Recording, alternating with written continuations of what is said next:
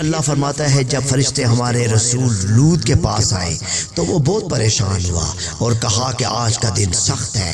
اس کی قوم اس کے پاس آئی اور ان فرشتوں کو جو کہ خوبصورت لڑکوں کی شکل میں تھے، بالکل ایک نئے نویلے دولہا جیسے بچے تھے، وہ شکل تھے، پیارے تھے۔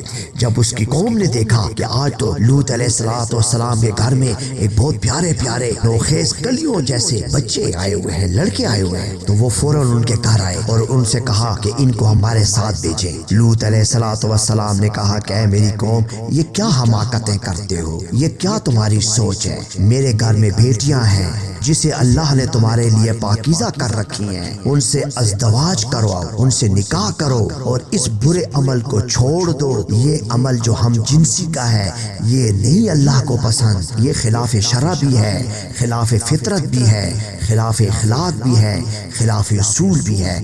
دیکھو میری بات کو سمجھو، نہیں اس میں وہ چیز، اس میں بیماریاں ہیں، بدن کی بیماریاں، ذہن کی بیماریاں، جسم کی بیماریاں، جلد کی بیماریاں۔ میری بات کو سمجھو، اللہ سے ڈرو اور میرے مہمانوں کے بارے میں مجھے رسوا نہ کرو۔ تمہارے درمیان کوئی ایسا مرد رشید نہیں ہے، کوئی ایسا سمجھدار بندہ نہیں ہے، کوئی ایسا عاقل اور عقل والا نہیں ہے جو تمہیں یہ بات سمجھائے کہ یہ کام مناسب نہیں ہے۔ تو انہوں نے کیا جواب دیا کہ اے لوط، تیری بیٹیوں کے حق میں ہم کوئی غلط سوچ نہیں رکھتے اور تو اچھی طرح جانتا ہے کہ ہم چاہتے کیا ہیں۔ ہم لڑکیوں کے بارے میں کچھ سوچ نہیں رکھتے، ہمیں تو لڑکے چاہیے۔ اس وقت سیدنا لوط علیہ السلام نے کہا کاش میرے پاس طاقت ہوتی تو میں تمہیں سیدھا کر دیتا۔ تب فرشتوں نے کہا ہے لوط، ہم تیرے رب کے بھیجے ہوئے فرشتے ہیں، یہ لوگ تیرا کچھ نہ بگاڑ سکیں گے۔ رات باقی ہے، تو اپنی اہل و عیال، اپنی بیٹیوں کو لے کر نکل جا اور تم میں سے کوئی شخص پیچھے مڑ کر پھر نہ دیکھے۔ جس طرح نکلو گے جاتے جانا، تمہاری بیوی تمہارے ساتھ نہیں جائے گی کیونکہ وہ بھی انہی جیسے بد اخلاق، بد اصول اور بد کردار لوگوں سے ملی ہوئی ہے۔ اس کی بھی تمام خواہشیں ان لوگوں کے ساتھ ہیں اور وہ بھی اس کام کو ان کے معاملے میں صحیح سمجھتی ہے، لہٰذا وہ بھی اللہ کے نافرمانوں میں سے ہے۔ اللہ فرماتا ہے کہ پھر ہمارا فرمان آن چکا تو اس علاقے کو ہم نے تہ و بالا کر دیا، ان پر ہم نے مٹیلے پتھروں کا برساؤ کیا جس میں ہر پتھر پر تیرے رب کے ہاتھ سے نشان لگا ہوا تھا۔ یہ مٹیلے جو مٹی والے پتھر ہوتے ہیں نا، یہ ایک خاص پتھر ہوتے ہیں، جب اس کی سختی دیکھیں تو عام جو موٹا پتھر ہوتا ہے اس سے بھی زیادہ سخت ہوتے ہیں، اور ہم نے ان کو تباہ و برباد کر دیا۔ مدین والوں کے لیے ہم نے ان کے بھائی شعیب کو بھیجا۔ اب مدین کی ایک قوم تھی، ان کے اندر سے انہوں نے شعیب کو بھیجا، اس نے بھی ہماری بندگی اور ناتول میں کمی نہ کرنے کی نصیحت کی۔ اب دیکھ لیں، ہر جگہ پہ دیکھیں، پہلے ہم جنسی تھی، کیا وہ آج نہیں ہے؟ پھر اس کے بعد اس سے پہلے قوم سمود میں صالح نے کہا تھا کہ اونٹنی کو نہ مارنا، تو انہوں نے خلاف حکم الہی کیا، تو کیا یہ آج ہم اللہ کے حکم کے خلاف ورزیاں نہیں کر رہے؟ پھر جب شعیب کا دور آیا تو شعیب کی امت میں جو تھا وہ ناپ تول میں کمی کرتے تھے اور اللہ کے ساتھ شرک کرتے تھے۔ کیا یہ آج کی امت اور یہ آج کے لوگوں میں نہیں ہے؟ غور کریں، یہ سارے واقعے نئے نہیں ہیں، یہ سب کچھ آج بھی موجود ہے اور آج بھی لوگوں میں ہو رہا ہے، مگر اللہ کی کبریائی دیکھیں، عظمت دیکھیں، شان دیکھیں، تبھی اس پہ قربان ہونے کو دی جاتا ہے۔ کہ آج بھی دیکھ لیں آپ کتنے اعلیٰ طریقے سے زندگی گزار رہے ہیں، کبھی ڈرتے ہی نہیں ہیں، رات کو سکون سے سوتے ہیں، کبھی یہ سوچا ہی نہیں کیا پتہ عذاب آ جائے، نہیں، بے فکر ہیں، اس لیے کہ نبی علیہ السلام کی دعا ہے، ہم اس دعا کے سہارے، اس کے بلبوتے پہ زندگی کو بڑی ڈاٹ، بڑے اعلیٰ طریقے سے گزار رہے ہیں۔ خوف ہی ختم ہو گیا اور کہا آج تم اچھے حال میں ہو لیکن میں دیکھ رہا ہوں کل تم پر عذاب آنے والا ہے۔ اے میرے بھائیوں، دیکھو ناپ تول کے معاملے میں ٹھیک تولا کرو اور انصاف سے کام لو، لوگوں کو گھاٹے میں نہ رکھو اور زمین میں فساد نہ پھیلاؤ۔ انہوں نے کہا اے شعیب، کیا تمہاری نماز یہ سکھاتی ہے کہ ہم اپنے سارے معبودوں کو چھوڑ دیں جن کی پرستش ہمارے باپ دادا کیا کرتے تھے؟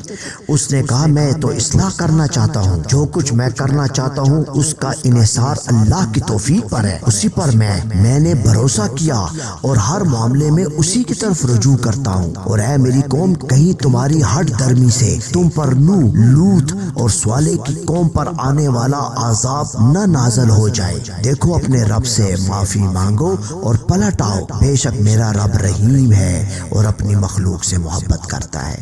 انہوں نے کہا ہے شعیب تو ہمارے درمیان ایک کمزور آدمی ہے، اگر تیری برادری نہ ہوتی تو ہم میں سے نہ ہوتا، تیرا خاندان یہاں نہ ہوتا تو ہم تمہیں سنگسار کر دیتے۔ شعیب نے کہا دیکھو بھائیو، یہ برادری کا خوف تم پر اللہ کے خوف سے زیادہ بھاری ہے۔ عنقریب تم کو معلوم ہو جائے گا کہ ذلت کے راستے پہ کون چل رہا ہے، کون جھوٹا ہے اور کون سچا ہے۔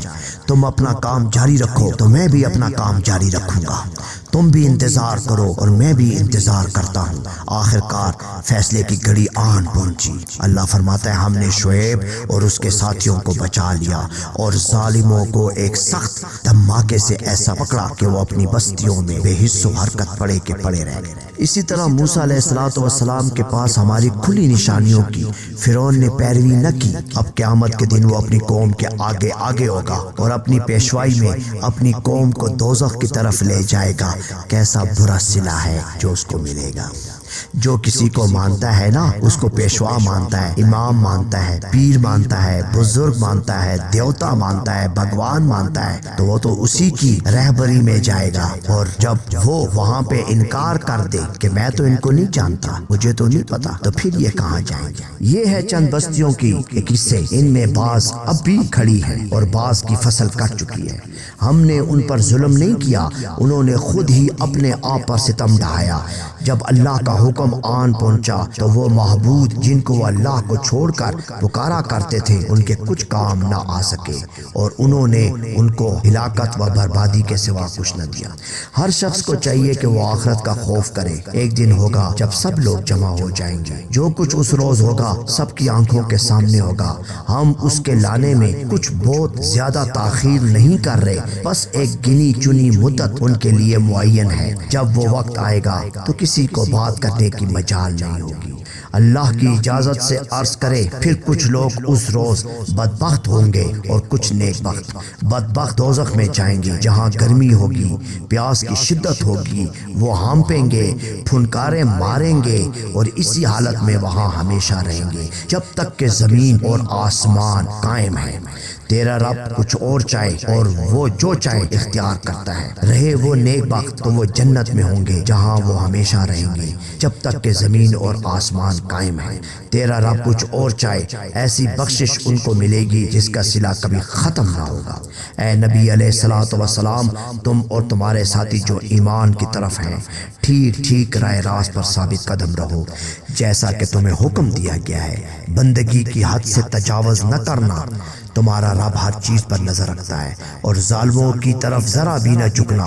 یہ اس بات کا باعث ہوگا کہ آگ تمہیں چھو لے اور اس حالت میں اللہ کے سوا تمہارا کوئی ولی اور سرپرست نہ ہوگا اور تمہاری مدد نہیں کی جائے گی۔ آگے اللہ تعالیٰ یہ فرماتا ہے کہ اب نماز قائم کرو، اقیموا الصلاۃ، نماز کو قائم کرو، اس پہ ہمیشگی کرو، اس پہ باقاعدگی کرو۔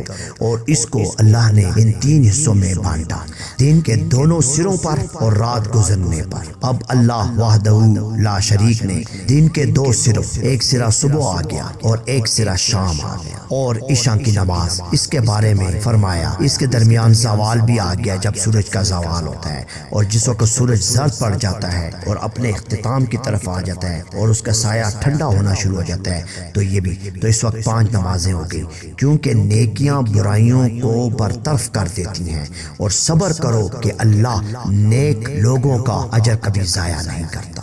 ہم نے پیغمبروں کی کہ قصے، کہانیاں، داستان تم سے اس لیے بیان کی کہ تمہارا دل سکون اور آرام پائے، اس لیے نہیں کی کہ تمہیں ہم نے صرف کہانیاں سنائی۔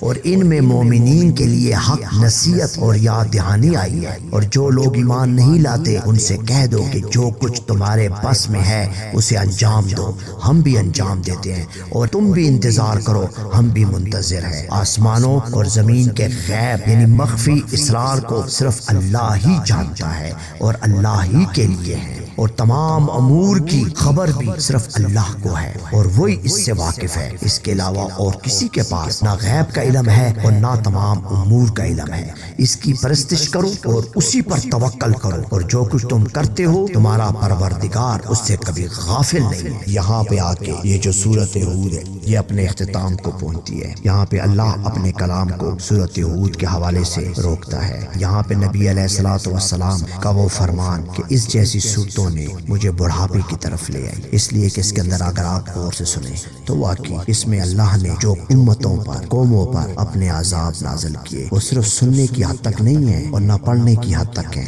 وہ بہت ہی سخت ہیں۔ ان میں کبھی ڈوبے تو بدن کا ایک ایک رونگٹا کھڑا ہو جائے گا، انسان کو زندگی سے بے رغبتی ہو جائے گی، دنیا سے اس کا دل اچاٹ ہو جائے گا، اپنے رب سے دل مل جائے گا۔ وآخر دعوانا والحمد للہ رب العالمین، سبحان ربک رب العزت عما یصفون وسلام علی المرسلین والحمد للہ رب العالمین۔